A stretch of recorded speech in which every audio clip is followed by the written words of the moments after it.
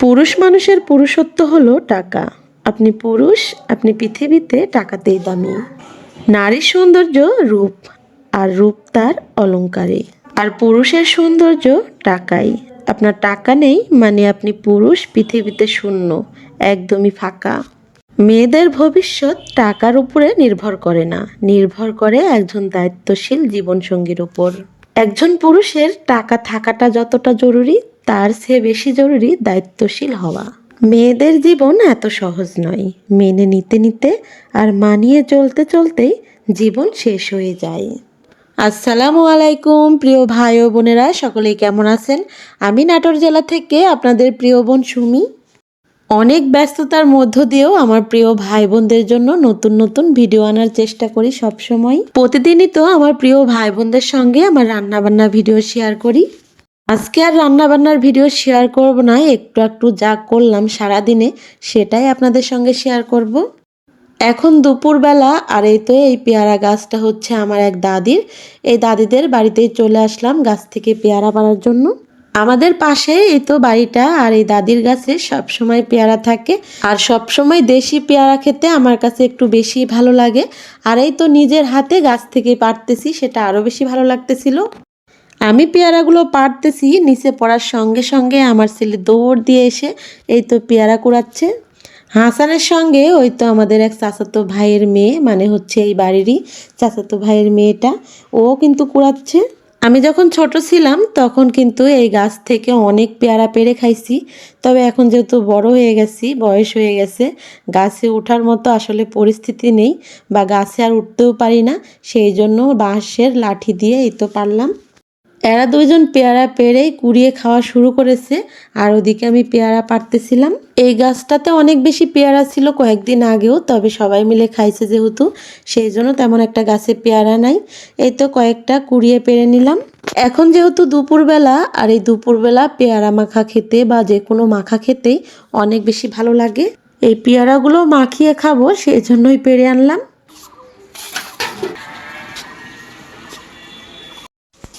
দেখি তোমার পকেটে কি, দেখাও।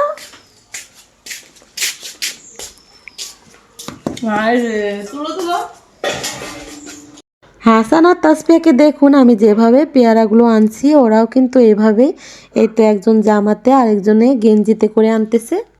আর এই তো এখন বলতেছে পেয়ারা মাখাও তাড়াতাড়ি করে, আমরা বসে পড়লাম।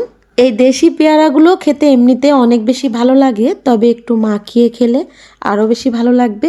একটা পেয়ারা বেশি একটু পেকে গেছে, এটাই তো তাসফিয়া ও হাসানকে কেটে দিব। পাকা নরম পেয়ারাটা, আর পেয়ারাটা অনেকটাই মিষ্টি।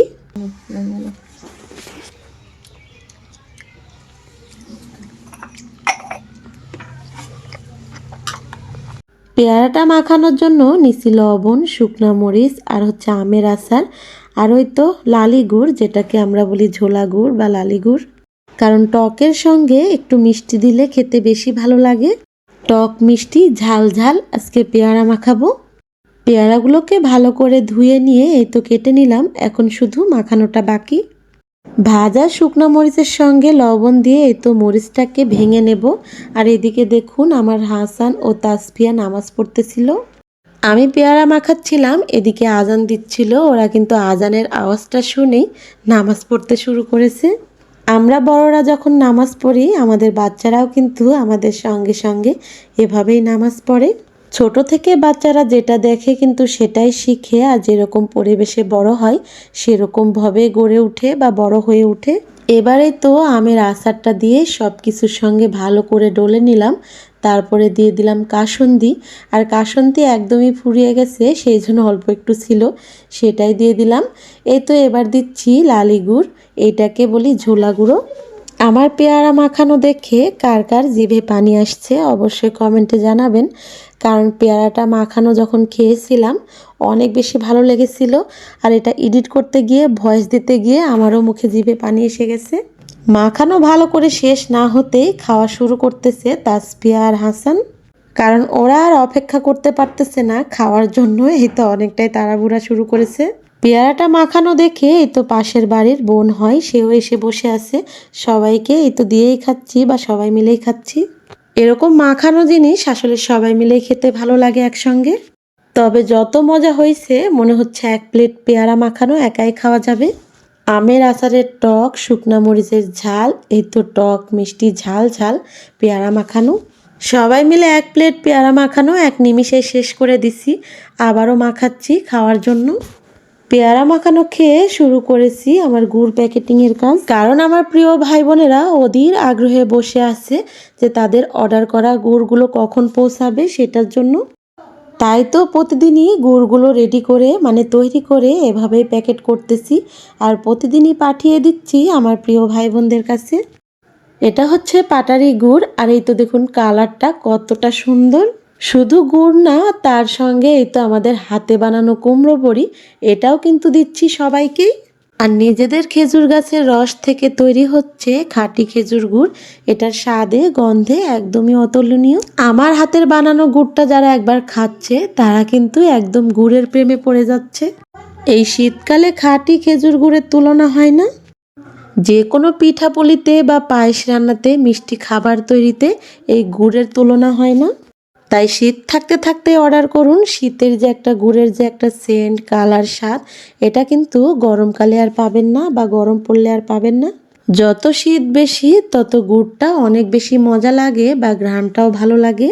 আর আমার খাঁটি গুড়ের কালারটা দেখে আপনারা অবশ্যই বুঝতে পারতেছেন যে এই গুড়ের কালারটা কতটা সুন্দর বা এটা খেতেও কতটা ভালো লাগবে। এই ঝোলা গুড়টা কিন্তু মধুর চেয়েও অনেকটা সুস্বাদু, তবে মধুতে অনেক গুণ পুষ্টিগুণ বেশি, কিন্তু এই গুড়েও কিন্তু পুষ্টিগুণের অভাব নেই। খাঁটি গুড় অনেকটা স্বাস্থ্যের জন্য উপকারী। এই গুড়গুলো প্রতিদিনই প্যাকেট করতেছি আর প্রতিদিনই কিন্তু হোম ডেলিভারি আমার প্রিয় ভাই বোনদের একদম হাতে হাতে পৌঁছায় দিচ্ছি। তার সঙ্গে এই তো বাড়িতে তৈরি করেছি কুমড়ো বড়ি, এটাও পাঠিয়ে দিচ্ছি।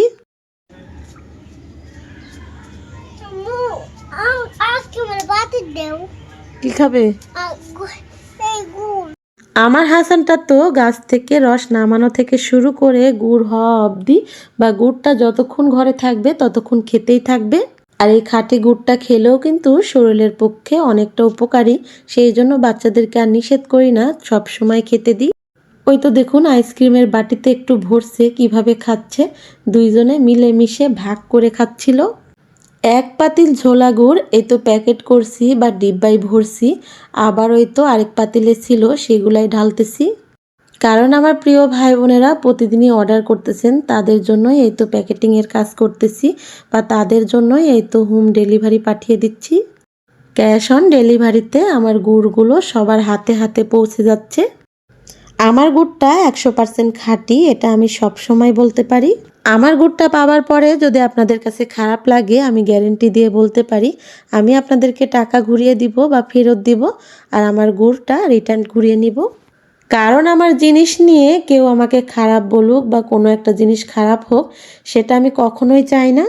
যে বিশ্বাসের মর্যাদা দিয়ে এই তো আমাকে ভালোবেসেছে আমার প্রিয় ভাই বোনেরা বা ভালোবেসে যাচ্ছে, সেই বিশ্বাসের মর্যাদা আমি সবসময় রাখার চেষ্টা করব। কেউ বা আবার 3-4 কেজিও অর্ডার করতেছে, কেউ ওই তো পাটালি নিচ্ছে 1 কেজি বা ঝোলা নিচ্ছে 2 কেজি, এভাবেই অর্ডার করতেছে। আর যে যেভাবে চাচ্ছেন বা যে যেভাবে খেতে চাচ্ছেন বা নিতে চাচ্ছেন তাদের মতো করে এই তো অর্ডারটা কনফার্ম করে পার্সেলটা পাঠিয়ে দিচ্ছি। আমি কিন্তু আপনাদের জন্য অনেকটা পরিশ্রম করে নিজের হাতে খেজুর গুড়টা তৈরি করে আবার নিজের হাতে প্যাকেটিং করে এই তো আপনাদের জন্য পাঠিয়ে দিচ্ছি। এভাবে প্রতিনিয়তই প্যাকেটিংয়ের কাজ চলছে আমার।